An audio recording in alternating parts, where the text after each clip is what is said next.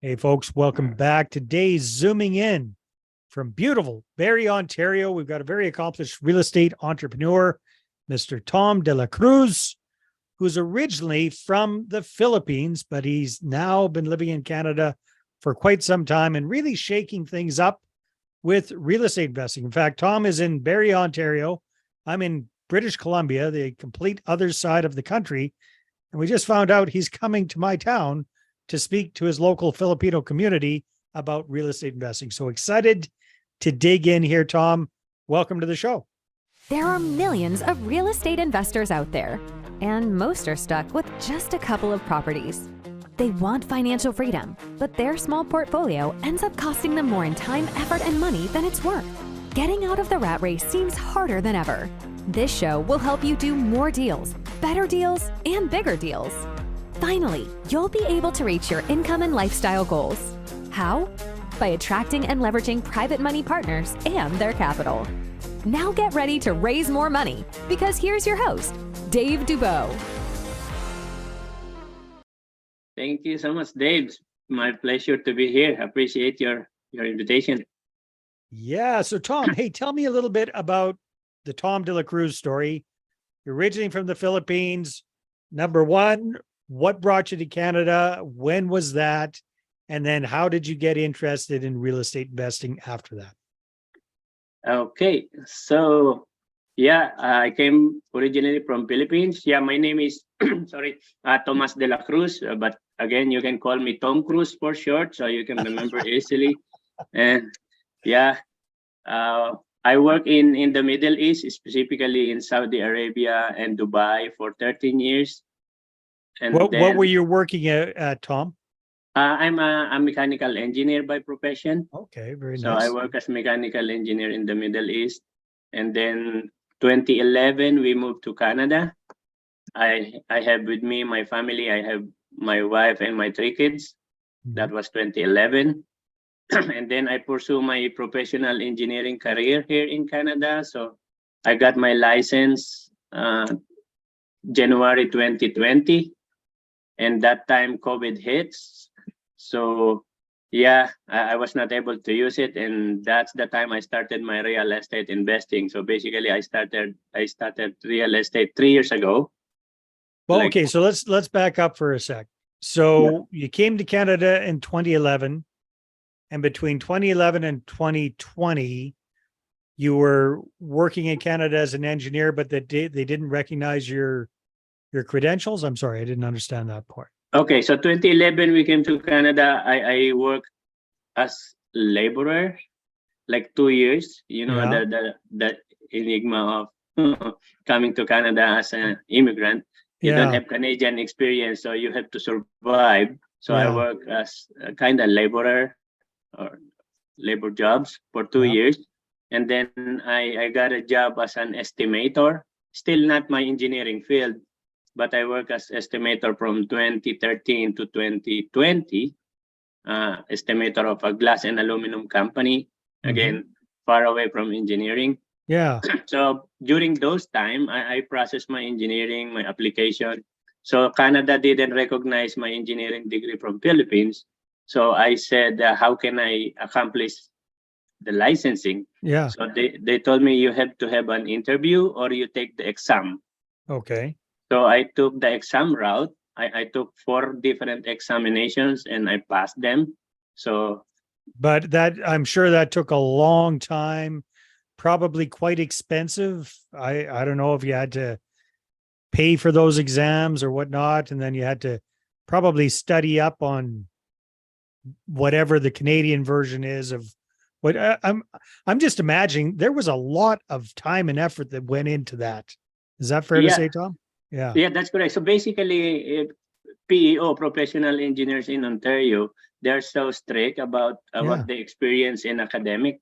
So academic, I'm okay because I already passed the 4 technical exams that they gave me. In terms of experience, they wanted me to show that I'm working as an engineer.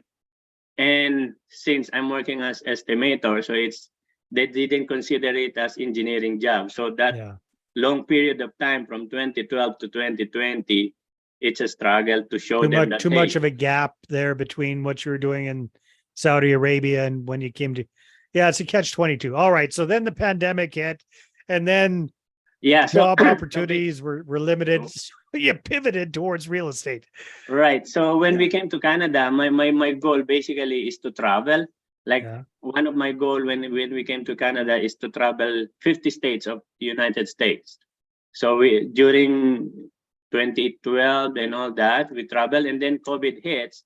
We got stuck in our room, like in the Yeah. four corner of the house.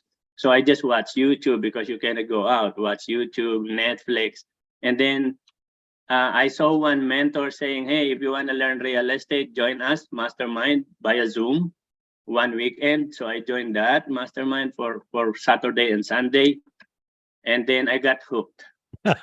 Yeah. So they said, "Hey, Who was that? Just out of curiosity, Tom. Who was that original mentor? it's Ben Humble. I don't know if you know him, No, I like Ben don't. But Murison. yeah. The group is Cash Flow Tribe. They call it Oh Cash yeah. Flow. Yeah. For sure. Yeah. Yeah. Awesome. So Okay. I So that got joined. you hooked. Yeah. So you've got an engineering background. You're probably a very analytical kind of person. So what was it that really hooked you about the idea of real estate investing? So they said, okay, you have your primary residence. Why don't you use the equity of your house to buy rental properties, which give you another source of income aside from your 9 to 5 jobs? Right. So I don't know about real estate. I only know about mortgage, which I'm paying every month. I don't know about equity. I don't know about leverage. So Yeah. that mentorship taught me a lot about real estate. So our first rental property is a duplex, which we bought using the equity of our primary residence. And then I Okay. said, oh, it's real. I mean, I can do that. I can buy property without our own money. Where was that first duplex that you purchased, Tom? Was that in Ontario as well? Was that in Barrie? Yeah, it's in Sudbury, Ontario, like Sudbury. Okay. three Mhm. hours from Barrie. So I bought that, and Yeah. then that's okay. And then they also taught me about wholesaling real estate. Okay. Yeah. So I did wholesaling as well. So I got 3 vertical incomes. Now we call it vertical.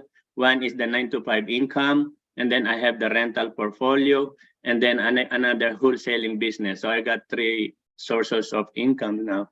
And where are you finding the time to do your full-time job and wholesaling and managing a portfolio? It seems, well, first of all, you only had the duplex, so that wouldn't take too much time, but you've built it up significantly over the last 3 years, if I'm not mistaken.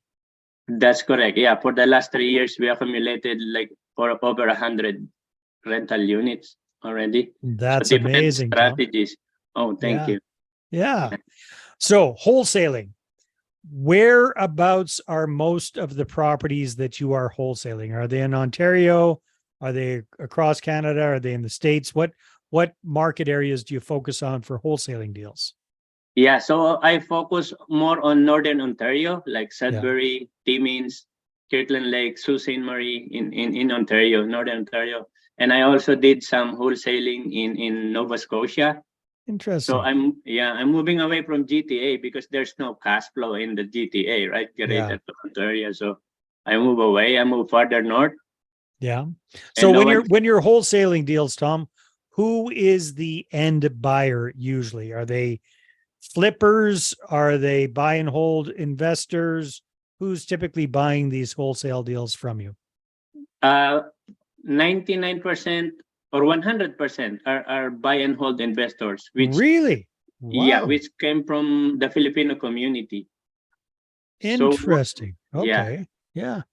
So what I did when like 2016, I put up a Filipino community group.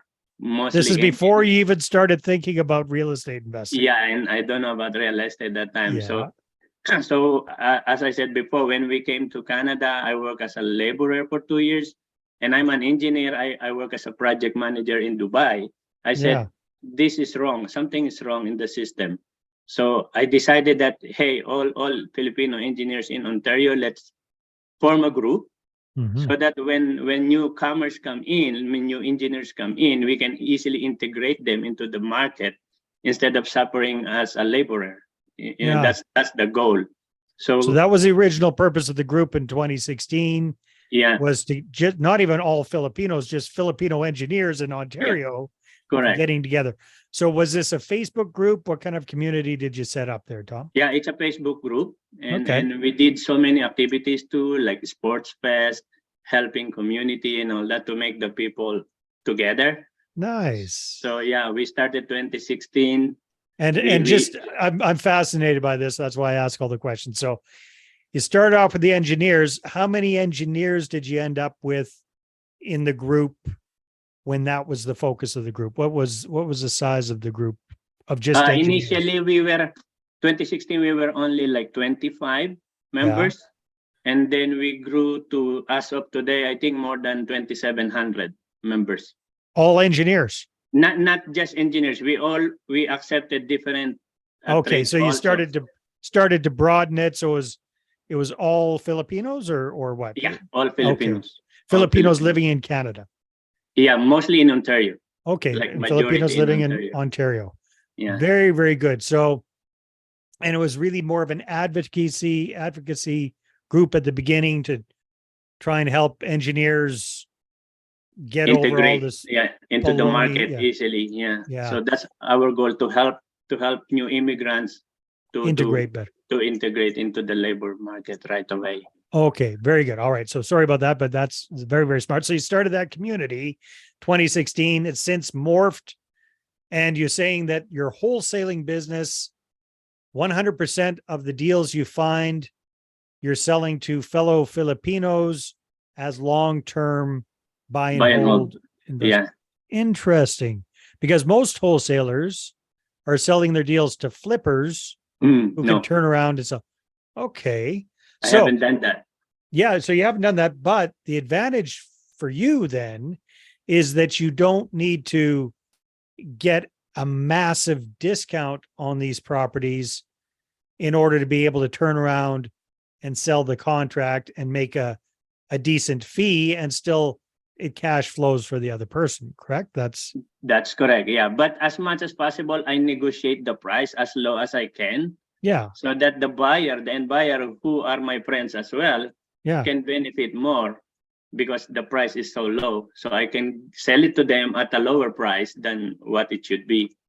Fantastic. No, that is so smart, Tom. Thanks. Yeah. Thanks for sharing that. So at this point, what do you find works best for finding these wholesale type deals? What marketing is working best for you? Yeah, I haven't done like flyers and mail campaign. I haven't done that. No. Mostly relationship capital. Like I get connected with the realtors. I got connected with the property managers. I got connected with the inspectors. So those people are giving me leads. And Nice. yeah, like last year I made 52 wholesale deals. So it's like once every week. One a week. So Yeah. I'm just curious, a realtor, what benefit is there for you, for them referring somebody to you instead of them trying to get the listing and make a commission? I can. They are sure that if I buy it from them, I can close the deal. That's one. So they do have it listed then. They haven't. Some of them, they haven't listed it yet. Let's say they want to list it next week. They will call me, Tom, I have a property. I will list it next week. Do you want to grab it? I said, okay, let's so put them like together. a pocket listing. It Pocket hasn't listing. been put on MLS yet. Okay. Yeah. And then property inspectors and different professionals, they say, hey, Tom, we got an interesting deal here. Take a look at it. And then so what do? You get it under contract and then put that out to your database of Filipino investors. Yeah, I haven't actually sent it like a mass email before. Like if I have a deal, I just call one friend, hey, you want a duplex or a fourplex? He said, yes, done. So it didn't even stay in my hand for a week, like Nice. maybe a day. Yeah. Yeah. Very, very nice. Okay. So that's the wholesaling side of your business. What about the buy and hold side of your business? You say you've grown that to over 100 units in your portfolio. You started with the duplex 3 years ago. What does your portfolio look like today? What kind of properties? So 100 units between how many different properties? I don't know how many properties now, but on our own, our personal, me and my wife's name, we have 29 units into 7 properties. We have 10 plex, 4 plex, duplexes. So 29 units for us. And we have some partnership. The remaining are partnerships. But the 29 units that we own, I can say we didn't use our own money because it's more on refinance, HELOC, line of credit, Yeah. and private funds.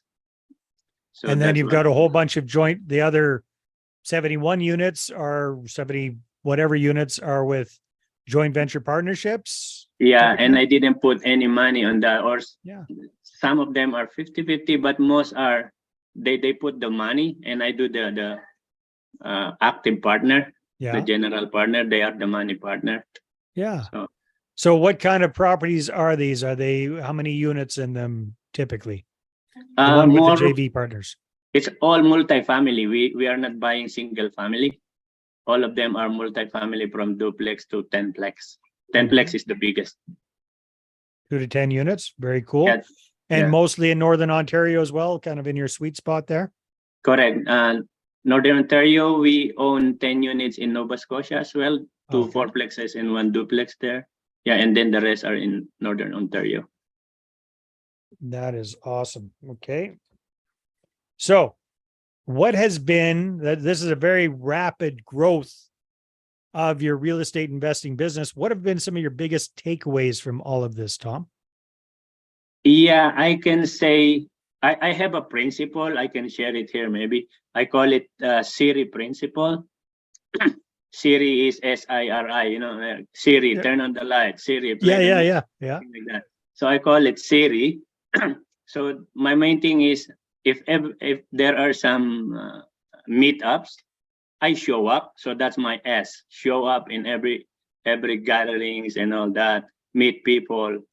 So that's my S. The show up, and Yeah. then invest in yourself. So I paid my mentor initially. My mentor, I paid 30,000 for 6 months mentorship. So I invest in myself. Until now, I'm paying for my mentors. So and then my R is reach out. So if I don't know anything, I reach out to the people who knows what I wanted to do. So that's my R. And then the I is I increase my income. So if I'm working on my 9 to 5, I have another source of income. But yeah, when I started real estate 2020, 1 year after I quit my job. So it's been 2 years now that I'm jobless. I wouldn't say you're self-employed, my friend. That's Kinda, yeah. all right. So I'm very, very impressed. First of all, Tom, that is a fantastic success story and congratulations. All Thank of you. that struggle and crap that you went through working in manual labor and doing jobs that were way below your professional pay grade. I can only imagine how frustrating that must have been. Now you're making up for lost time. You're doing amazing things in a very short period of time. I love your S.I.R.I principle. So tell me a little bit about your process and your philosophy or your way of doing things when it comes to bringing on joint venture partners, raising private capital, that sort of thing. How did that start for you and what does that look like today? Yeah, so raising capital actually is not that difficult. It's just that you have to show that what you're telling them, you have done that. Like, okay, hey, you Proof can of buy concept. real estate using none of your money. Have I done that? Yes. So I'll just teach them what to do, what are the processes. So basically, I can say, hey, you can buy 100 units without your own money. Have I done that? Yes. So there is a kind of trust and credibility on my side that they believe in me and they follow what I did. And some people follow what I say. And yeah, that's one source of Okay, getting but how capital. does that relate to people investing with you and partnering with you and putting their money into your deals, like those 70 some units, those 7 or 8 properties that you've got with joint venture partners, how did you bring those people on board? Yeah, so some of them are, or basically most of them are still working 9 to 5 jobs. They don't have time, but they have money, they have equity. I have the experience and I have the time. So we put them together. I can say, I can manage the property. You just put the money in. We partner up, we buy a property. So so how do you get people engaged in those kind of conversations? How do you where are they? How do you know them? How do you get them from kind of not knowing anything about Tom Cruise's amazing real estate journey to investing $50,000 or $100,000 with you? So what I do usually is I conducted seminars or webinars. Like I invited them to a Zoom call, and then I can tell them, hey, this is how you do it. This is how to buy properties using line of credit. This is how to get properties using BRRRR method. This is how to buy properties using refinance or HELOC. So I give them free education, free knowledge. And then if you give something for free, something will come back to you. And in that case, it's the partnership. They trusted me because I have done those things. So they said, oh, I'm still scared to do it alone. Yeah. Would you be able to partner up with me? I said, why not? Right. Yeah. So that's one way. That's but very, basically, very I'm giving ideas. I'm giving knowledge. So what do you found has worked best for you for getting the word out about these Zoom meetings that you hold? And do you do this on a very consistent basis, or is it kind of every once in a while whenever you think of it? And because this is very similar to something that we do with our clients to help them raise capital. So I'm just very curious about what works well for you, Tom. Yeah, during COVID times until last year, we are doing it like regularly, monthly Zoom meeting. And then lately we are doing it in person. So in my case, we are traveling to different cities. Like we traveled to Ottawa. We conducted a seminar there, like a workshop. We traveled to Calgary last month and did the same. So we spread. So you focus on the Filipino community? Correct. Smart. Yeah. Yeah. No, I mean, because that is an immediate affinity that you have with these people. They're going to trust you far more than they're going to trust somebody else, an outsider, right? And you have that shared experience of coming over from the Philippines and facing all of the crap that you have to go through in a new country. And I, believe it or not, I can kind of relate to this, Tom. I actually lived overseas myself for 14 years. I was the immigrant in Costa Rica for 10 years. So I think it was probably a lot easier for me being a pasty-faced white guy living in Latin America than other people coming to Canada. But even so, I still understand that feeling of being an outsider in a new place. And I know it's fun in Costa Rica, we had our own little Costa Rica Canada club. So all the expatriate Canadians would get together and we'd hang out and there was just that natural affinity. So I can see that being very, very powerful. That's a smart thing. It's effective. Yeah, that's true. It reminds me of another very smart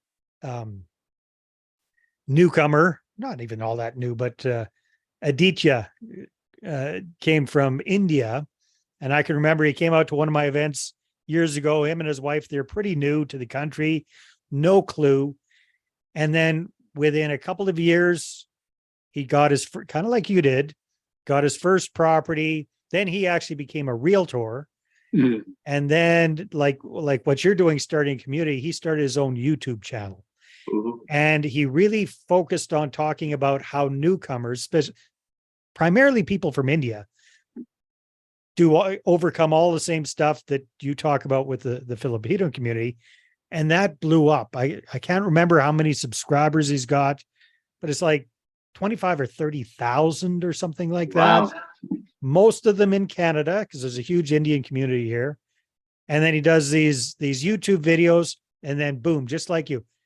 Now he's got people reaching out to him. Well, he does his realtor business, kind of like you do the wholesaling business. Yeah. So he's selling in helping people buy and sell properties. That's one vertical. And then he's got his portfolio that he's building up, and he educates people like you do. How do you do a BRRRR? How do you access home equity to invest in properties? And people reach out and say, Aditya, I'm scared. Can you help me do this? And voila. So very, very smart, Tom. That is Thank brilliant. You. Yeah. Thank you. And it's a good thing because you have the same language. It's easy to understand your own language, right? Well, and forgive me, I haven't been to the Philippines, but I do work with a lot of Filipinos. Aren't there a whole bunch of different languages in the Philippines? Yeah, we have more than 100 dialects. But there's one main one that, in addition to English, everybody speaks English very well. But there is one main one that you all speak as well, correct? Yeah, that's the Filipino language. It's common to all. To all provinces. Yeah. Oh, that is so smart, Tom. So what are your plans moving ahead? What does life have in store for you, Tom, now that you've tasted so much success so quickly with real estate? So right now we are still keeping our rental portfolio, and I have 4 teams on my wholesaling business. So they're doing wholesaling now. So I'm out of that business right away. Did you say you got 4 people on your wholesaling team? Yeah. Wow. Yeah. So we had two acquisitions and 2 dispositions. Okay. So they find the deals, the other 2 find the buyer. So they dispose the property. All working within your database of Filipinos. Correct. Nice. Yeah. And then right now I'm transitioning from real estate to buying businesses. Oh, wow. So we have I have a closing next month on a windows and doors company. So I bought a windows and not yet bought because we haven't closed yet. You're closing. But I'm transitioning to buying businesses because it has more cash flow than real estate. Yeah, these days cash flow in real estate's a little bit low. A little bit lower, yeah. Very, very cool, Tom. Well, hey, you know what? Congratulations on all of your success. It's very well deserved. I'm so pleased for you. If people would like to connect with you, whether they're Filipinos or not, what should they do? Yeah, I'm always on Facebook. Just look for Tom Dela Cruz.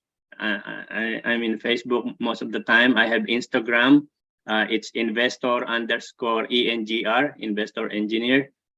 That's my what you call this handle. And Filipino community. I'm always active here and there. So they can reach out to me if they needed some guidance, partnerships, or something. Very good. Awesome, Tom. Well, it's been a pleasure to meet you. Thanks so much for coming on the show. Thank you, Dave. Thank you so much. All right, everybody, take care, and we'll talk to you on the next episode. This episode is brought to you by moneypartnerformula.com. Our Money Partner Formula service allows you to raise all the private capital you need to do all the deals you want while we handle the hard stuff. We offer reliable and affordable done-for-you marketing services that get you investor meetings booked without all the work. So go ahead and check out the website right now, and then feel free to schedule a call with me, and let's take your portfolio to the next level. Again, that's moneypartnerformula.com. Watch investor meetings pop up in your calendar. We handle the rest.